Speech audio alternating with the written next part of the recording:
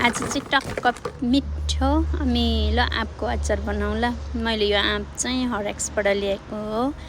Baby mango भन्छ है, एकदमै मिठो हुन्छ, महँगै पनि हुन्छ।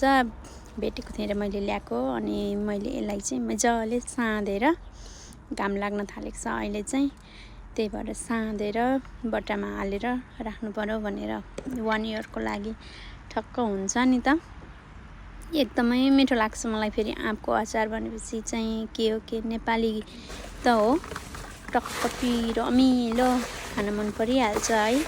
तपाईँहरूले पनि पहिला खानै भएको होला, अहिले पनि खाइरहनु भएको छ होला, तर मलाई चाहिँ यसरी घरमा बनाएको चाहिँ एकदमै मिठो लाग्छ, एकदमै मिठो पनि हुन्छ है।